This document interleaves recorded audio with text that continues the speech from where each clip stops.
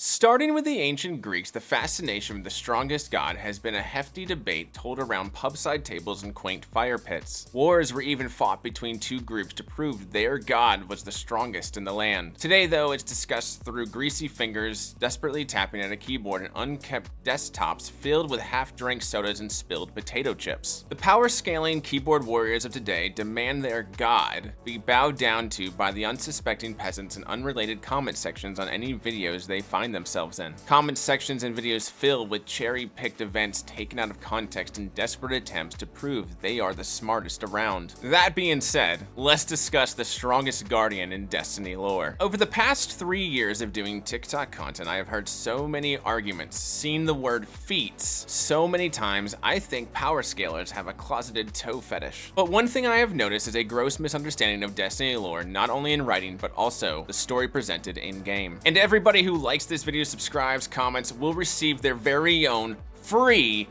juice box emoji. Before I get into the topic of strongest guardian, I want to get a few things out of the way that usually comes up, and that is, we only use our guns for fun, and real people count as lore. I will be honest, I do not know where the "we only use our guns for fun" came from. Nothing in Destiny lore says this or even implies. In fact, it shows in-game and states the exact opposite. Whoever started this nonsense should be taken out back and slapped with Sun Tzu's The Art of War. This doesn't even make sense in the context of saying we are the strongest, because when people say this, they are making us Schrodinger's guardian, both the strongest and the most incompetent. I just imagine when they say this, them picturing Zavala and Shaxx fist bumping their guardian, everyone in the tower cheering for their guardian for holding back on purpose while Cade died. We have people dying all around us, the witness creeping closer, but it's okay because we want to have fun and use our guns and hold back our power. Cooldown times are lore accurate.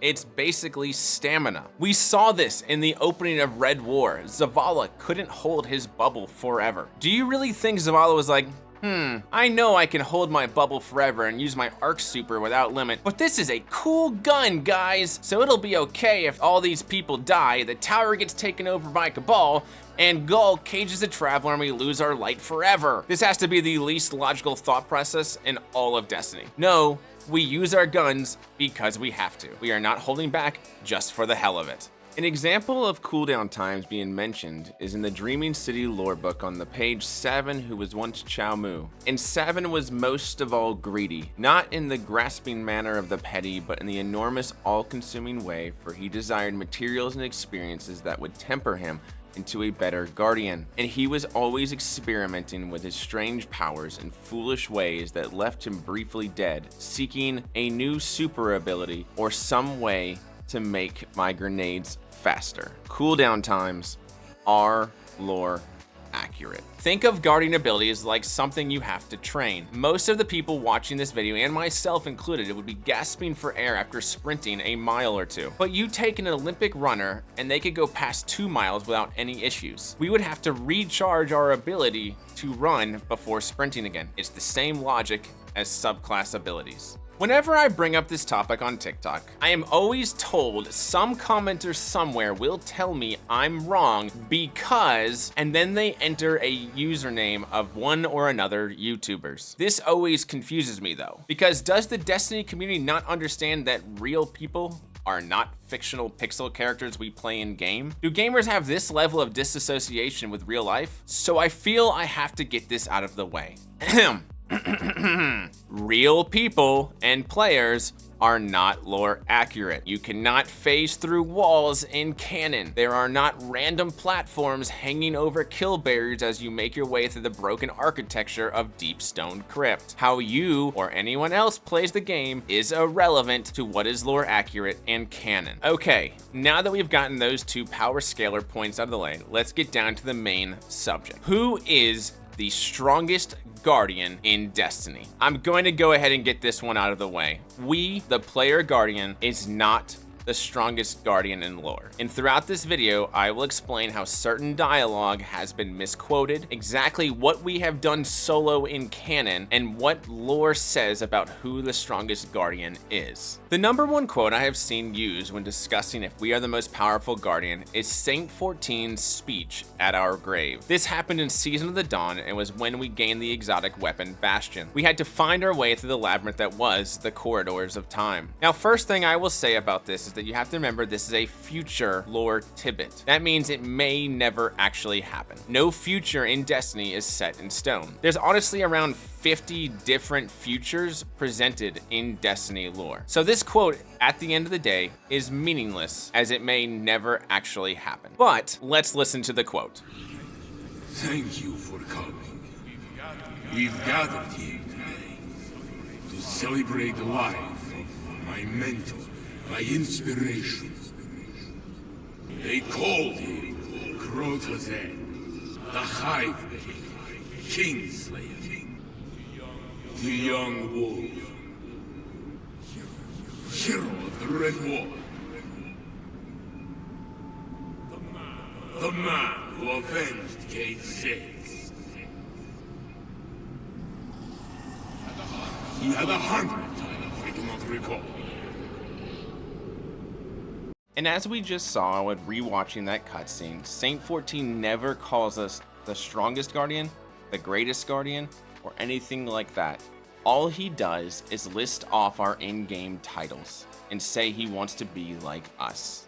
So in the topic of power scaling, this quote should never be brought up as it is useless in context. There has been a huge misunderstanding of the differences between lore guardian and gameplay guardian. You have never soloed a raid, dungeon, or any strike in lore. Not once. Don't care that you and your buddies soloed Crota one night, hopped up on Mountain Dew and prom night rejection. That has nothing to do with lore and canon. It is impressive for gameplay reasons, but should never be brought up in the context of lore accurate guardians. What's sticky? There's a triumph for doing dungeons solo. So what? There's 5 triumphs for doing a dungeon with a fire team. Who cares about triumphs anyways? For lore and canon reasons, we only do a dungeon one time, and the triumphs state multiple attempts. The only one that's different is Shattered Throne, where we do canonically beat that every 3 weeks. And the Warlord's Ruin quest states that a fire team has been requested. A fire team is always 3 guardians. If you've ever been cornered by a power scaler in an alleyway somewhere, I'm sure you have heard we solo every raid a lot in discussion about our guardian being the strongest. I've heard this so many times these last 3 years, I have lost all faith in the listening and reading comprehension of the average Destiny player. Besides the fact that raid mechanics are lore and each one is done with purpose to how we beat the raid, it literally says in-game that it's a team of 6 people. The ending cutscenes for Last Wish and Vow Disciple both talk about the team of 6 that beat those raids. We could not do it alone, so I turned to the Guardians. 6 brave heroes came to destroy my people's greatest secret. With all that power, it was wielders of light and dark, saviors of humanity, who brought them down. Even multiple guardians are referenced in the Taken King Grimoire card from Destiny 1. Here is the quote. Even you guardians, the best and the brightest of the dying dawn, you drew blood in honor of the Taken King. This is said by Tolan, who watched us during our fight in Oryx's throne world, talking about plural guardians. And after he says this, he lists what we did in the raid, together as a team. A strike is always a fire team. And since the Great Disaster, a fire team is always 3 people. Every single strike you do is with 2 people by your side. It states this in game, or at least it used to. When you opened up strikes or nightfalls during the Red War and you talked to Zavala, it said this: the city has been liberated, but threats to our survival remain. Zavala has authorized the Nightfall Protocol to dispatch elite Guardian fire teams for surgical strikes against the greatest of these threats. Each week, assemble your fire team and complete the Nightfall strike to earn valuable rewards. The word fire team was used twice. Nightfalls, GMs, strikes are canon 3 people. I will say there is some leeway for story missions that became strikes, which brings me to my next point. You haven't actually defeated as many endgame story bosses solo as you think. The only 2 we have soloed for sure are the Black Heart and Callus. I will say, due to the nature of Nokris and Hashladun being a story mission and a strike, one could argue them as well. The Fanatic is tricky because it is canon that we kill him over and over and he always comes back, but since he's still alive and out there, did we actually even beat him? So it just depends on how you view those events in game, but I can see both sides of the argument for them. Did Zavala send us in there as a strike team, or did we go in on our own? I know Zol also was a story mission and a strike, but we didn't beat him solo no matter where he appeared, but I'll get to that later. So let's start at the beginning of Destiny and work our way to the present and go over each story boss. The Blackheart we did in canon defeat solo, but the Blackheart just possessed some Minotaur statues, so for strength reasons, we are stronger than 3 yellow bar Minotaurs. Crota's soul was just a crystal that shot green fuzz at us, so nothing really impressive there as far as strength. Skolas from House of Wolves DLC was beaten in the Prison of Elders, which is a fire team of 3 people. It even says multiple Guardians killed him in Destiny 1 Grimoire card talking about Skolas' death. Here's the quote. After his final revolt inside the Prison of Elders, Guardians banded together to thwart him once and for all, until today, when the darkness summoned a nightmare of him. In Rise of Irons, we had to fight Siva-infected Iron Lord suits, but we couldn't do it alone. If you remember from the fight, we had to use the Iron Lord's axe. We were unable to even damage the Siva Lords without it. So if it wasn't for the Iron Lords creating an axe that could be enhanced with solar light, we would have lost. Our bullets and supers, our own strength, would never have been enough to stop them. But if people want to argue that we did do this when solo, I won't stop them. It's just not how I see this. I see this as getting outside help from the Iron Lords to defeat this boss. In Destiny 2, the help we receive from outside forces is even more obvious during our end of story boss fights. We didn't kill Gaul, everybody. In fact, we lost to Gaul. We as in the Guardians. I know Red War was taken out of the game several years ago, so let's watch the final cutscene again.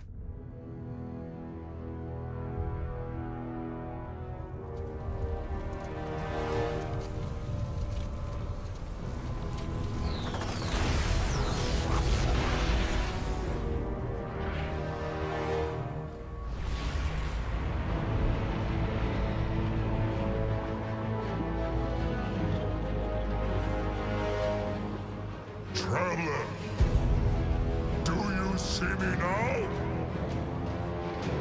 I am immortal. A god. You have failed. Witness the dawning of a new age.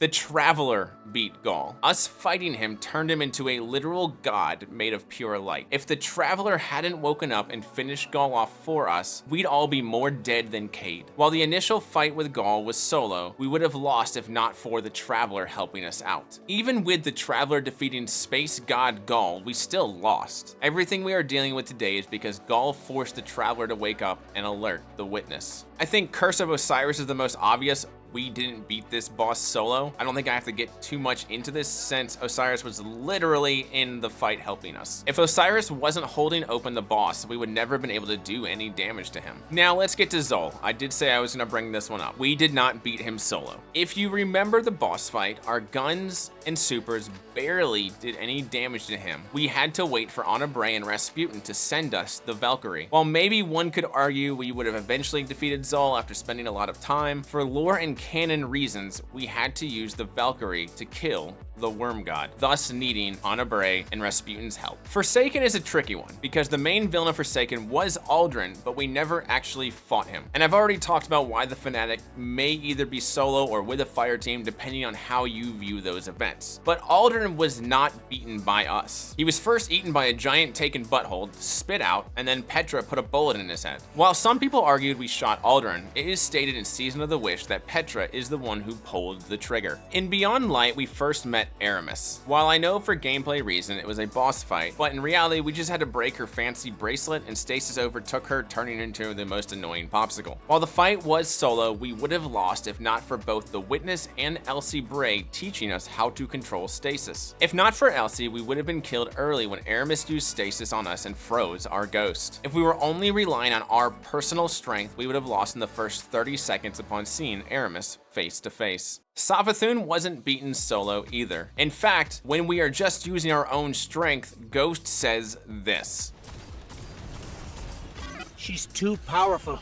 What do? We have to reactivate that portal to access the memory altar. Showing her the truth won't stop her, but we need to try. We have to show her her own memories and make her doubt herself, make her doubt her intelligence, her own cunning. We use her trickery against her. If it was not for Eris and Ikora figuring out how to extract memories from the dead hive worm familiar, we would have been killed very easily by Savathun very early on in our boss fight. We may have pulled the trigger, but we did not beat Savathun solo. Now that we have put Saint 14's graveside quote in proper context and shown how little we as the Guardian actually do solo, let us finally get to the topic. Who truly is the strongest Guardian? Is it Saint 14, who fought for thousands of simulated years against the Vex, standing strong for years even after they destroyed his ghost and took his light? Is it Ikora, who is undefeated in Crucible and even Savathun is scared of her? Is it Zavala, who while no longer having a ghost was able to thunder crash so hard he leveled the entire Scarlet Keep? Nope, no one. There is no such thing as the strongest Guardian or most powerful Guardian in lore. We are all equal in the light. Power scaling and ranking based on feats is of the Witness and Darkness. It's the very purpose of sword logic to rank the highest, the most worthy at the top of the scale. If this was a topic of who is the strongest hive or who is the strongest disciple or even who is the strongest follower of Darkness and the Witness, then we could start ranking. But even then it's pretty cut and dry with Rolk on top than either Oryx or Xivu. And no, Oryx is not stronger than Rolk. Rolk could wipe out a whole planet in seconds. It took Oryx, Savathun, and Xivu fighting for hundreds of years together to take out a single species. So if you all would like me to make a video ranking the Darkness and disciples of the Witness, just let me know in the comments section.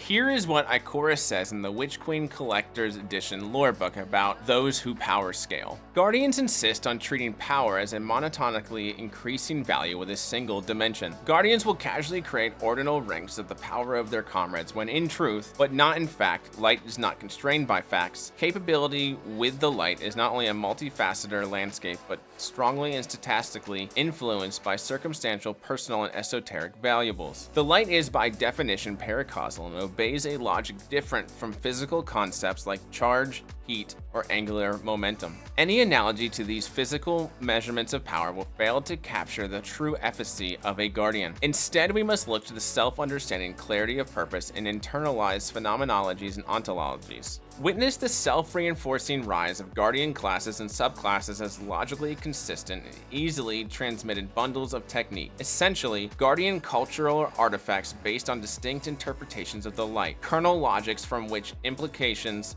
easily unfold. Or put differently, optimate discoverability in a phase space of possible techniques. The human or neo-human mind is an agglomeration of automatic processes and consciousnesses, cannot access most of them. In the same way, most of the truth of the light is invisible to the self-inspection of the light bearer. Asking any Guardian, myself not excluded, to leap through a few experimental hoops is not and never will be an effective way to test either their tactical or their epistemological ability. In short, every Guardian is equal in the light. It's what they want to do with it that is different. Their creativity in the light is what makes them special. Destiny at its core is about teamwork, friendship, and fighting together. Our player Guardian may be able to do certain things that other Guardians cannot. but there's plenty of Guardians in lore that can use supers and abilities that we cannot. Even Shaw Han used Golden Gun to create a Radiant Well, but we will go over all of the abilities we'd never see in game in another video. Zavala also gave us an amazing quote on a Destiny 1 Nightfall bounty. "We are never stronger than when we stand side by side in battle." To truly understand Destiny, Guardians, and the light of the Traveler, one should never look at how they or anyone else is better than the other. You miss the point once you start ranking yourself above your allies. Thanks for watching. I hope you found this video helpful and informative. Make sure to drop a like, a comment, and sub to the channel for more videos on Destiny lore. And if you'd like me to make a video on why I rank the darkness how I do,